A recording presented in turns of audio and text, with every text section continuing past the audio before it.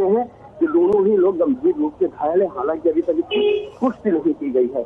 आप देख सकते हैं और कोर्ट परिसर ये अभी भी वकीलों की यहाँ पर तमाम भीड़ लगी हुई है और लगातार वकील भी पुलिस प्रशासन के खिलाफ नारेबाजी कर रहे हैं। यही SC कोर्ट है जहाँ पर पहुंचे थे।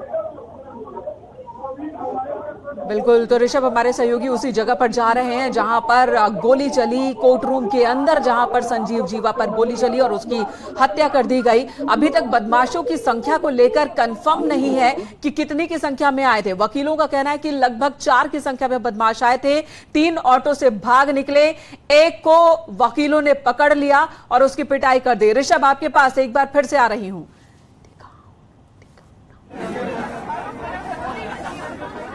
मैं इस वक्त SC कोर्ट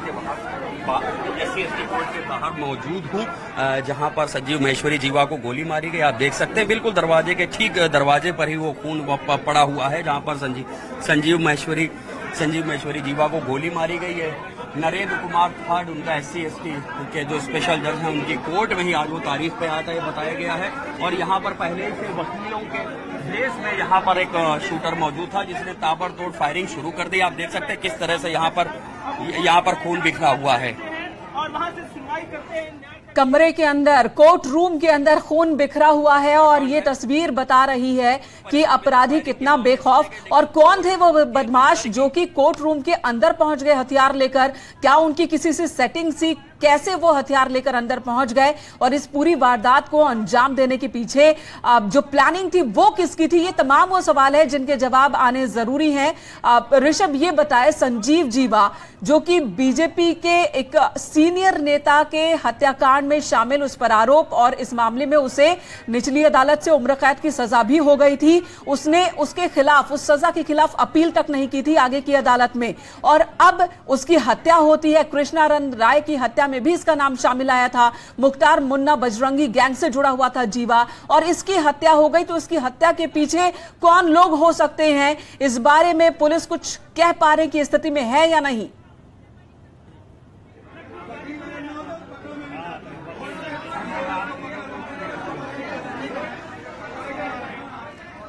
संजीव जीवा जो कि बीजेपी नेता ब्रह्मदत्त द्विवेदी की हत्या में इसका नाम सामने आया था और इस मामले में उम्र कैद की सजा भी इसे हुई थी।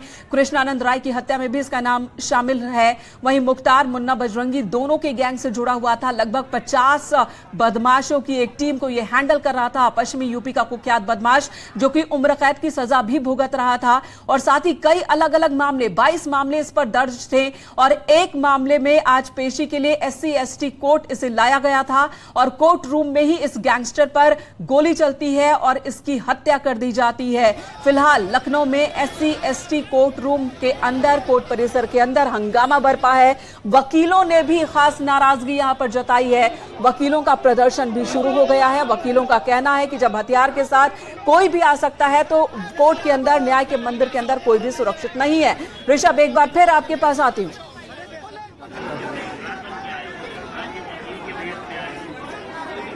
बिल्कुल, देखिए मैं उसी SC कोर्ट में मौजूद हूँ। आप देख सकते हैं फिलहाल ये दरवाजा बंद कर दिया गया है और यहाँ पर ये जो खून बिखरा हुआ है, जो फैला पड़ा है, ये संजीव महेश्वरी जीवा का है। यहाँ पर SC कोर्ट में आज वो पेशी पर आया था और जैसा बताया जा रहा है कि एक शूटर यहाँ से वकील के भेस में पहले से ही खड़ा हुआ था और जैसे ही इस दरवाजे से एंट्री की है संजीव महेश्वरी जीवा ने, उसने शूटर ने अपने पिस्टल से ताबड़तोड़ फायरिंग शुरू कर दी है। कई राउंड गोलियां लगी हैं जीवा को और जो सोर्सेज ने कंफर्म किया है कि संजीव महेश्वरी जीवा इस शूटआउट में मारा गया है। आप देख सकते हैं नरेंद्र कुमार साहब की ये कोर्ट है, SC स्पेशल कोर्ट है और आज जो बताया गया था करीब 4 बजे की ये घटना बताई जा रही है। 4 बजे करीब यहाँ पर वो पहुंचा है और पहले से ही शूटर मौजूद था और उसने लगातार फायरिंग शुरू कर दी है और यहाँ पर आप देख सकते हैं तमाम जो वकील साहब लोग हैं वो यहाँ मौजूद हैं। और आप क्या हुआ था मौके पे? पुलिस आज भागी, हम सब लोग यहाँ पे छिपे हुए थे, इसके बाद निकले, उसको पकड़ा गया, उसके बाद उसको मारा गया, तब पुलिस वाले आए। ये खुलेआम चुनौती है सरकार को। जब न्यायालय में ऐसा हो रहा है तो बाहर क्या हालत होगी? अगर हम लोग ना होते तो पकड़ में ना आता। पकड़ा गया, हम लोग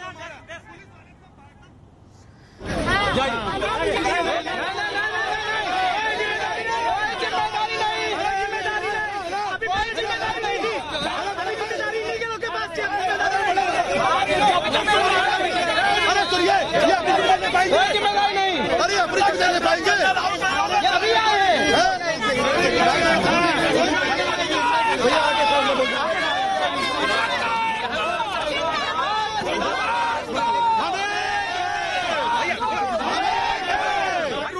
सारी गोली मारी गई और सब भाग गए। उसके साथ एक गारज चलती, इंस्पेक्टर चलता है, 10 पुलिस वाले चलते हैं, सब मौके से गायब हो गए थे।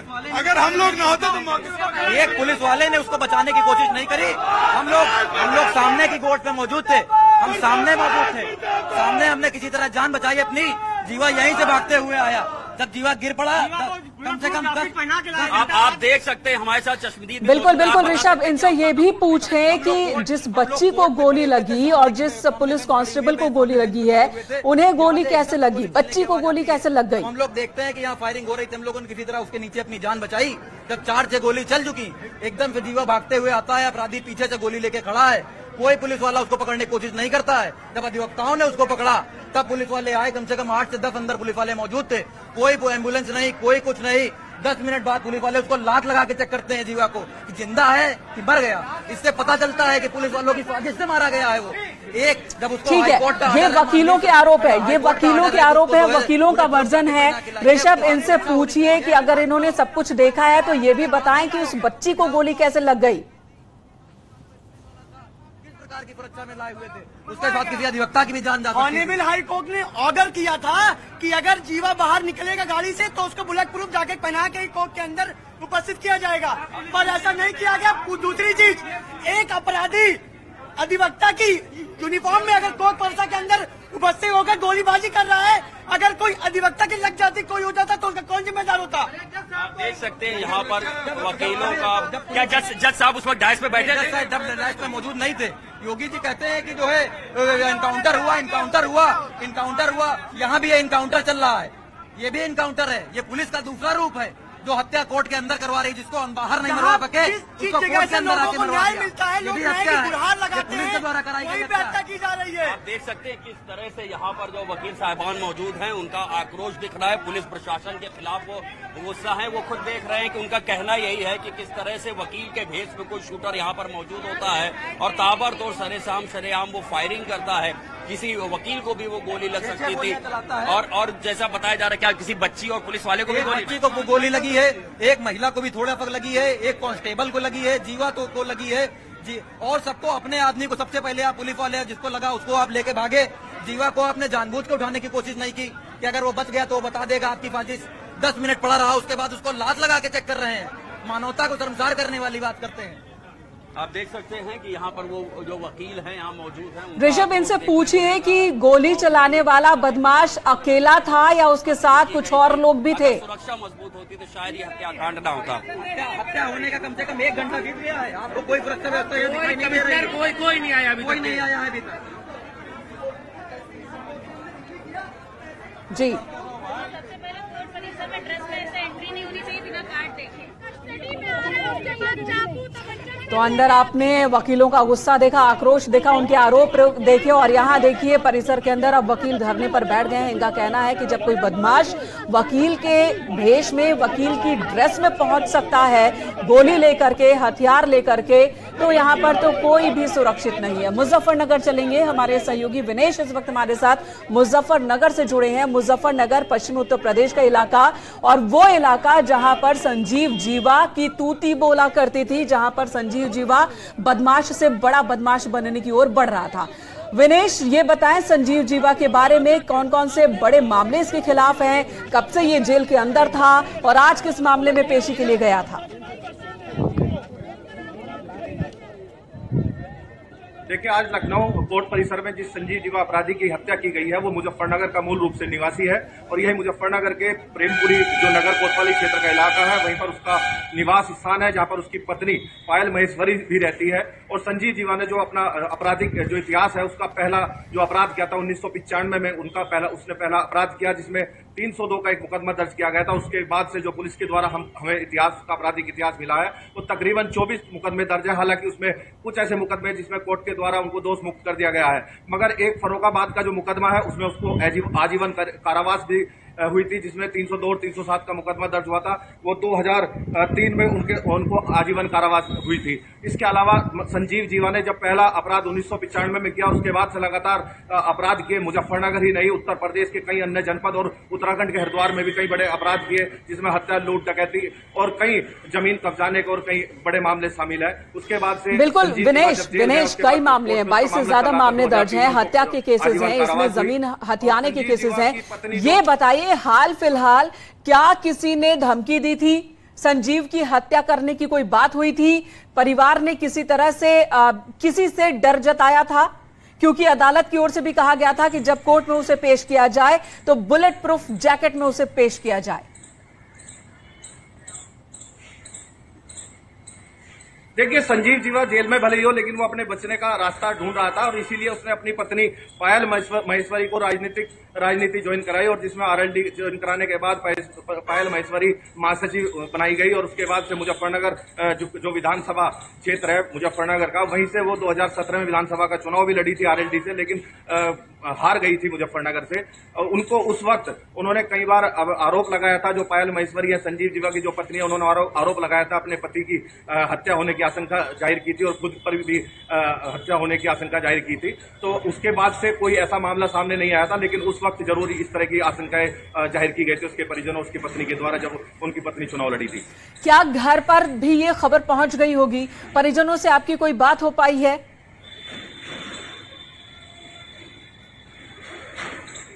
देखिए, निश्चित तौर पर उसके पूरे परिजनों को, नातेदार, रिश्तेदारों को, सबको पूरी सूचना पहुंच चुकी है कि संजीव जीवा को आज कोर्ट के बाहर लखनऊ में उसकी हत्या कर दी गई।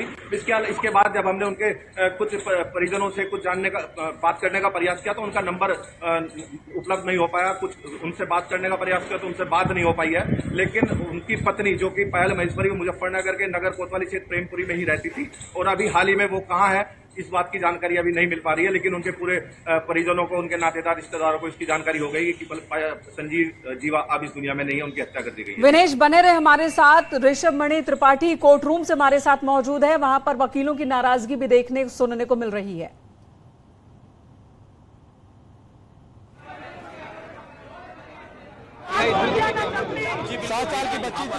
कोर्ट रूम के अंदर की ये तस्वीर हम आपको दिखा रहे हैं, जहां पर आज संजीव जीवा की गोली मारकर हत्या कर दी गई।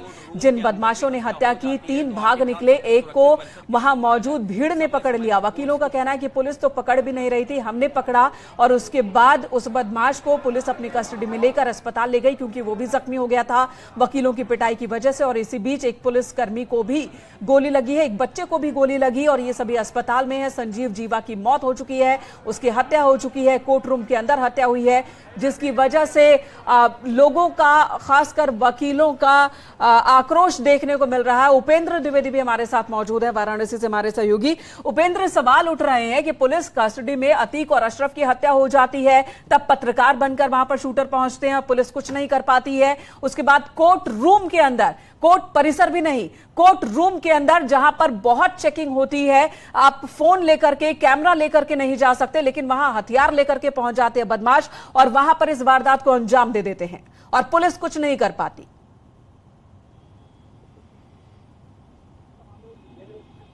बिल्कुल, देखिए इस हत्याकांड से एक बार फिर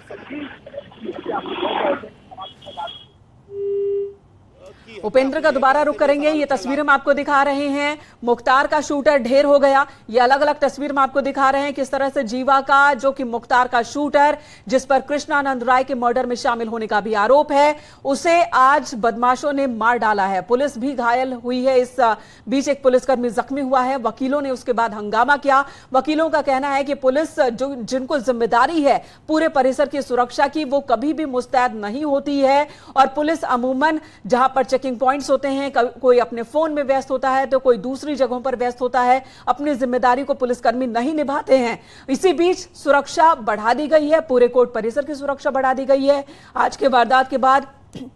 और वहीं हाई अलर्ट जारी किया गया है। पश्चिमी यूपी का गैंगस्टर संजीव जीवा, जिसकी आज हत्या हुई है, बीजेपी के एक बड़े नेता के मर्डर केस में भी उसका नाम था और इस मामले में उसे उम्र कैद की भी सजा हुई थी।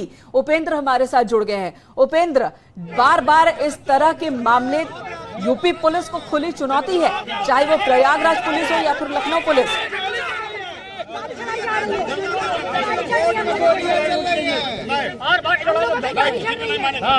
पुलिस वाले जो है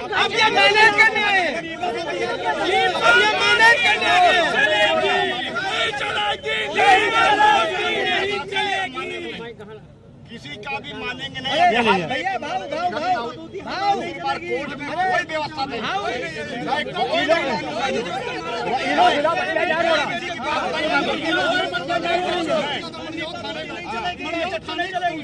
अब अध्यक्ष जी जो कहेंगे वही होगा। कि हम और आप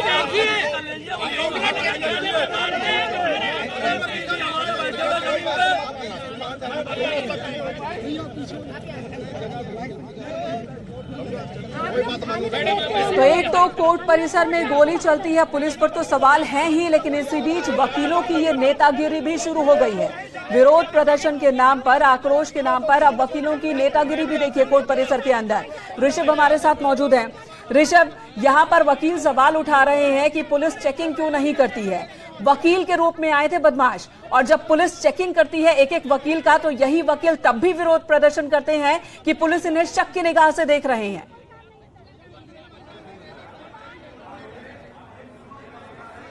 देखिए, सच बात तो ये है कि ऐसी कोई प्रोसेस नहीं है जिसको फुल प्रूफ माना जा सके। यहाँ पर ये बात बिल्कुल सही है कि जगह जगह पर जो डोर फ्रेम मेटल डिटेक्टर होते हैं वो लगाए जाते हैं और दरवाजे पर, मेन गेट पर पुलिसकर्मी बैठे होते हैं, लेकिन वो इतनी हिम्मत नहीं जुटा पाते हैं कि कचहरी में किसी भी वकील की वो चेकिंग कर सकें, फ्रिस्किंग कर सकें या उनसे उनका आई कार्ड मांग सकें। तो वो कहने के लिए यहाँ तैनात जरूर होते हैं सुरक्षा के नाम पर, लेकिन इतनी हिम्मत नहीं जुटा पाते कि किसी वकील साहब से उनका परिचय पूछें या परिचय पत्र मांगे। लिहाजा अगर कोई आपराधिक तत्व, असामाजिक तत्व वकील साहब की वेशभूषा में अंदर दाखिल हो जाता है तो उसे पकड़ना थोड़ा मुश्किल होगा। हालांकि जो मेटल डिटेक्टर होता है वो असलहे को जरूर पकड़ सकता था। अगर वकील की ड्रेस में भी कोई असलहा लेके अंदर दाखिल हुआ है, पिस्टल लेके दाखिल हुआ है, तो उसको जरूर पकड़ा जाना चाहिए। आखिरकार पिस्टल ले करके कोई अंदर दाखिल कैसे हो गया, इसके ऊपर जरूर सवालिया निशान लगेगा पुलिस के ऊपर। इसीलिए यहाँ पर ये वकील साहब लोग, देखिए आप, अभी भी जबरदस्त गहमा गहमी का माहौल है, यहाँ पर नारेबाजी चल रही है और पुलिस प्रशासन के खिलाफ बार बार यहाँ पर नारेबाजी भी की जा रही है। और गंभीर इसलिए भी हो जाता है कि कोर्ट परिसर नहीं, कोर्ट रूम के अंदर ही गोली मार दी जाती है। हालांकि ये तो गनीमत थी कि उस वक्त डायस पर जज साहब नहीं बैठे हुए थे, लेकिन वहां पर कुछ मुवक्किल मौजूद थे। उसकी सुरक्षा में जो सिपाही थे वो,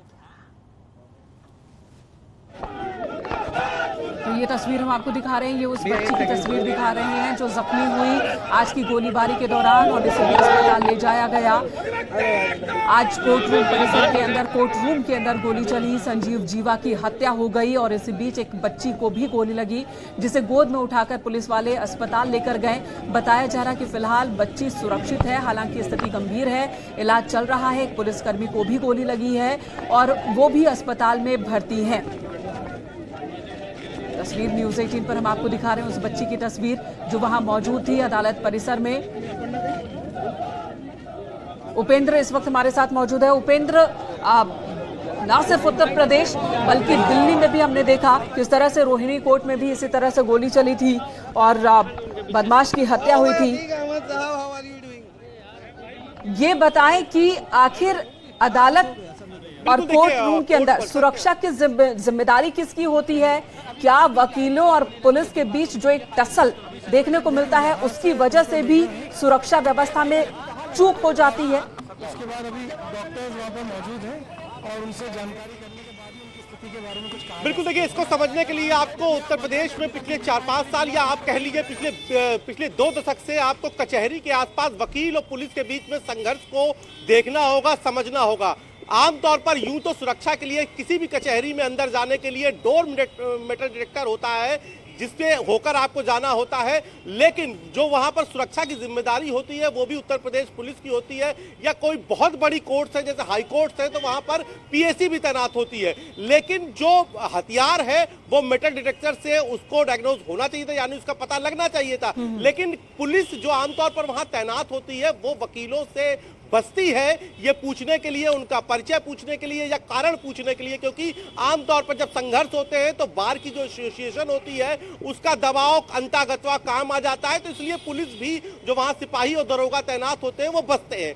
ये तो बात हुई सुरक्षा की। दूसरी बात होती है संजीव जीवा की। तो संजीव जीवा पूर्वांचल में भी भले ही वो वेस्ट यूपी से, पश्चिमी उत्तर प्रदेश से की जराइम की दुनिया से निकला हुआ चेहरा हो, लेकिन पूर्वांचल में भी संजीव जीवा उस वक्त सुर्खियों में आया था जब आपको याद हो साल 2005 में गाजीपुर में भाजपा विधायक कृष्णानंद राय की हत्या हुई थी और संजीव की ही तस्वीर सब सामने आई थी। संजीव के बारे में ही जब जानकारी सामने आई थी कि कैसे जिप्सी पर चढ़कर AK-47 से संजीव ने ही गोलियां बरसाई थी।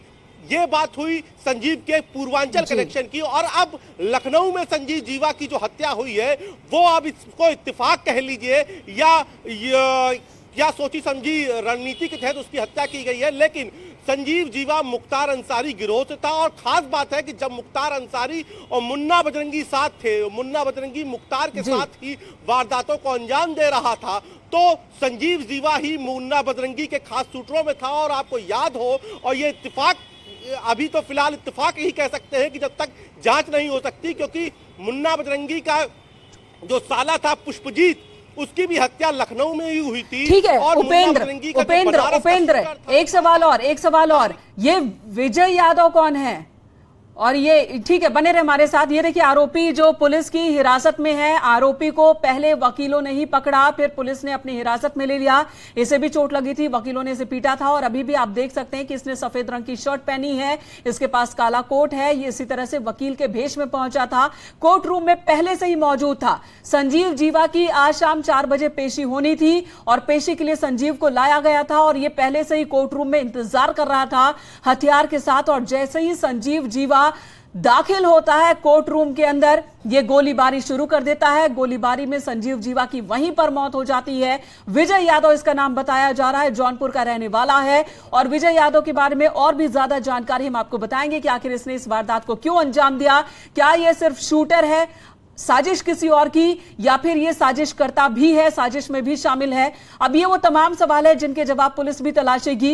एक आरोपी पुलिस की पकड़ में है। वकीलों का कहना है कि कुल 4 बदमाश आए थे, ऑटो में सवार होकर आए थे, 3 भागने में कामयाब हो गए, एक को वकीलों ने पकड़ लिया है, ये वकीलों का कहना है। पुलिस की ओर से अभी इस बारे में पूरी जानकारी सामने आना अभी बाकी है।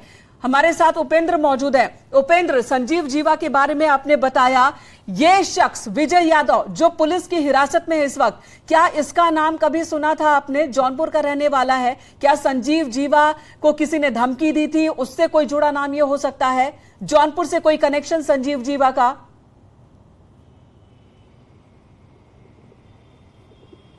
देखिए, जौनपुर से पहला कनेक्शन मुन्ना बजरंगी का है, क्योंकि मुन्ना बजरंगी जौनपुर का ही रहने वाला था। वहीं से उसने अपने गैंग की शुरुआत की थी। हालांकि बाद में पूर्वांचल के अलग अलग जिलों में और खासतौर से बनारस और फिर वेस्ट यूपी में भी जैसे जैसे मुन्ना बजरंगी का नेटवर्क, जैसे मुन्ना बजरंगी के शूटरों का गैंग फैलता गया, वैसे संजीव जीवा भी जुड़ता गया और उसके बाद तमाम सारे शूटर जुड़ गए। जैसा कि मैं बता रहा था कि पुष्पजीत जो जौनपुर का था और मुन्ना बजरंगी का साला था, उसकी भी हत्या लखनऊ में हुई थी। तारिक जो मुन्ना बजरंगी का दूसरे नंबर का शूटर था, बनारस का रहने वाला था, खास आदमी था, उसकी भी हत्या लखनऊ में हुई थी। और जीवा जो मुन्ना बजरंगी का खास आदमी था, उसकी भी आज हत्या लखनऊ में हुई है। तो ये तो हुआ जौनपुर से कनेक्शन। अब जौनपुर से ही विजय यादव निकला है। विजय यादव यूं तो गाजीपुर में भी विजय यादव एक बड़ा स्टीचर है, बड़ा बदमाश है, इसके अलावा वो आजमगढ़ से भी है। लेकिन अब ये जो विजय यादव है, इसकी तफ्तीश आगे जाके तभी मालूम चल सकता है शायद हमारे साथ इसके बारे में कुछ और जानकारी मिले, क्योंकि नाम के आधार पर। ठीक है उपेंद्र, अपनी बात पूरी कीजिए। जी, तो अब ये समझना होगा कि क्या ये पुरानी जो गैंग की रंजिश थी उसका नतीजा है, या कुछ पुराना जिसे कह सकते हैं बदला है, इंतकाम है, उसकी ये रणनीति के तहत हत्या हुई है। ये तो अब थोड़ी देर बाद ही मालूम चलेगा, क्योंकि जैसे पुलिस के वर्जन का हमें इंतजार करना होगा। ऋषभ हमारे साथ मौजूद है, आपके पास लौटूंगी। उपेंद्र लौटूंगी, ऋषभ हमारे साथ मौजूद है। ऋषभ, विजय यादव जौनपुर का जिस बदमाश ने गोली चलाई, क्या इस बारे में कुछ और पता चला?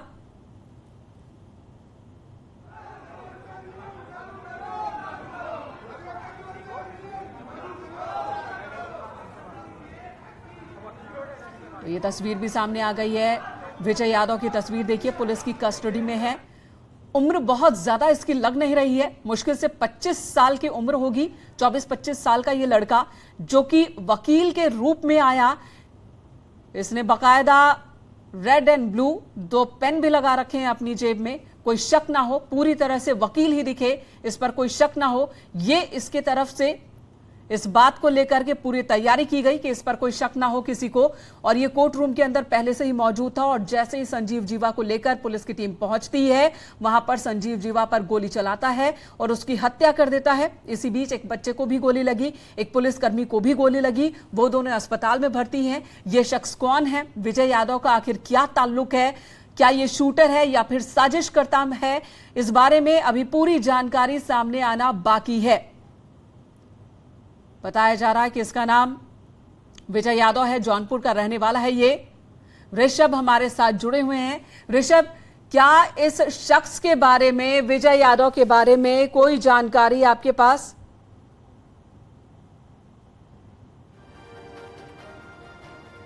चलिए, ऋषभ से हमारा संपर्क टूट गया, दोबारा उनके पास जाने की कोशिश करेंगे। कुख्यात जीवा मारा गया, संजीव जीवा मारा गया, जिस पर 22 से ज्यादा मामले दर्ज थे, केस दर्ज थे। कई हत्या के मामले में इसका नाम था, कृष्णानंद राय की हत्या के मामले में इसका नाम था, मुख्तार और मुन्ना बजरंगी का करीबी माना जाता था।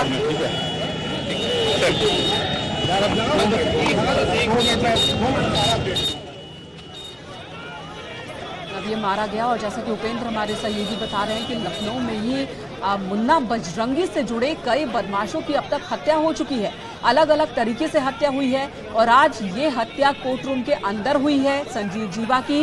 वो भी मुन्ना बजरंगी गैंग से जुड़ा हुआ था और उसकी भी हत्या हो गई है। तो क्या ये एक के बाद एक कोई पैटर्न है? कौन है जिसने इस वारदात को अंजाम दिया है? इसके पीछे कौन है? साजिशकर्ता कौन है? ये बड़े सवाल है। पश्चिमी यूपी का कुख्यात बदमाश था संजीव जीवा, लेकिन पूर्वांचल में भी इसने वारदात को अंजाम दिया था। 35 बदमाशों